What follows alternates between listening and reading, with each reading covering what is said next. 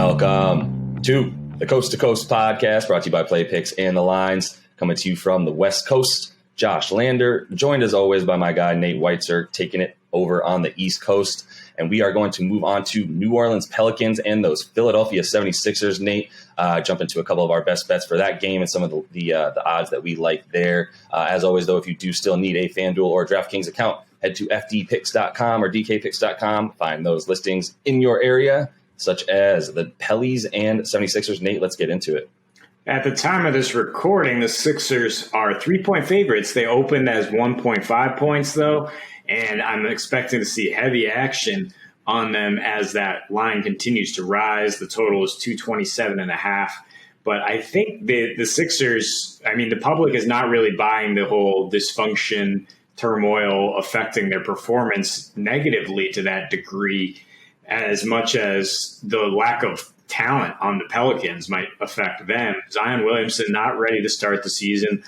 Lonzo Ball, an underrated piece of their team, is gone. You have Jonas Valanciunas trying to take over some of that scoring burden now, but he matches up with Embiid right out of the gate, and so I don't think you can necessarily pencil him in for 20 in any way. They have some playmakers out of the backcourt, Nickeil Alexander-Walker, Devontae Graham, but these are not guys that I would necessarily take over the Sixers backcourt. And they actually have a much better offense without Ben Simmons, as we've seen in recent years. And obviously spacing the floor opens up more minutes for Tyrese Maxey. There's a lot to like with the Sixers here. And especially when you consider the narrative that they just say, all right, screw this guy. He's like making a clown of himself in our practices, trying to draw media attention. And we're going to go out there and just handle business and prove that we don't need him and win this opener by a few points at least. Yeah, there's a couple of things working against Philly, in this game, specifically how they played against the spread on the road last season. Obviously, we've seen them be an incredible home team in the last 3 seasons or so, and really, an average road team. Their offense isn't necessarily better without Ben Simmons. It's definitely a better shooting squad. There's definitely more space to work with when you don't have another guy continuously cutting through the lane. But at the same time, they did have a few more assists per game last season. They did average a few more points per 100.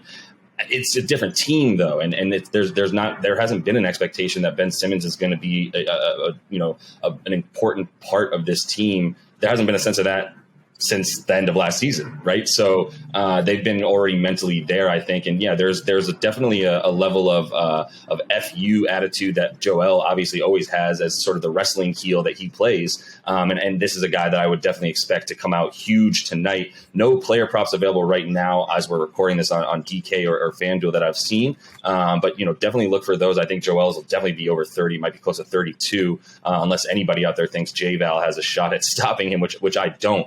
And the other thing is the Philly was somewhat susceptible to points in the paint last year, which is exactly what the Pellies do. But no Zion. So really everything to me is a wash there in terms of any advantage that New Orleans would have because of the just straight lack of talent.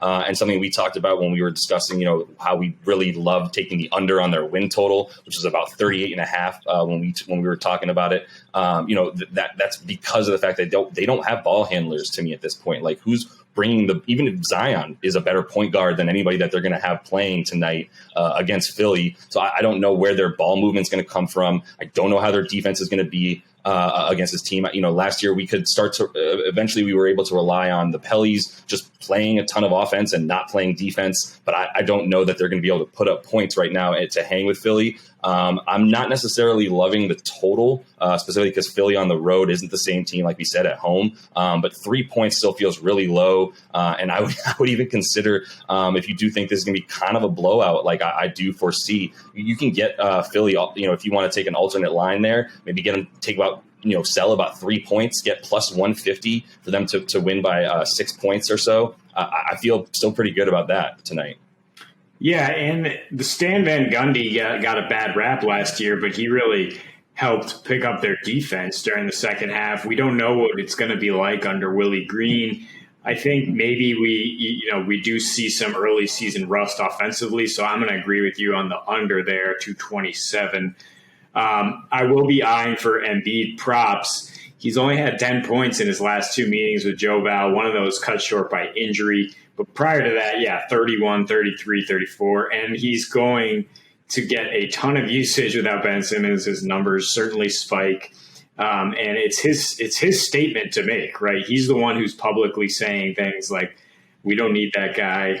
I don't care about him. I'm going to go out and handle my business. And you have to be an MVP basically in a stronger East to get the Sixers in good playoff position this year. It starts with game one.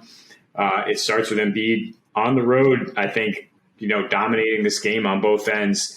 And when he dominates, I think it is a bit lower scoring because of his impact defensively, because of the way he grinds through the game in the low post, getting to the free throw line, slowing things down. And so I would consider, prop bets and the under there as ways to get a different kind of angle, because it is tough to expect a blowout in the opening game with a new coach. But I do like Philly to win. I would consider the money line parlay maybe with the under and get your odds there.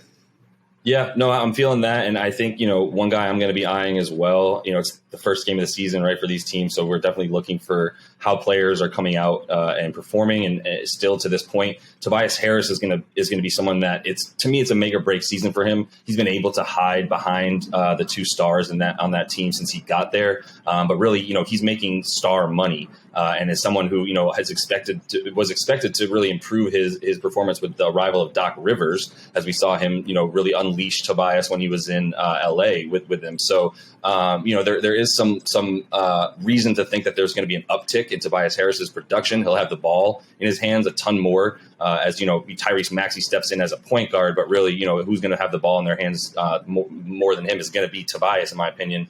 And we'll see how he plays. Seth Curry another year as well. So I think there's plenty of shooting around this team. I do like the under from the standpoint that Ben Simmons, we know what kind of defender he is. He's not there. We know what style of play he has, which is grab the board and run on the fast break, which they're not going to have anybody to really get the board and go the way that he does. So to your point, Embiid getting to the free throw line, backing J-Val down, the unders, some Philly props there, and I think we're feeling good about this one. So that is all the time that we have on this game. Nate will be back again with you guys as we continue to roll on to this NBA season. And until then, happy betting.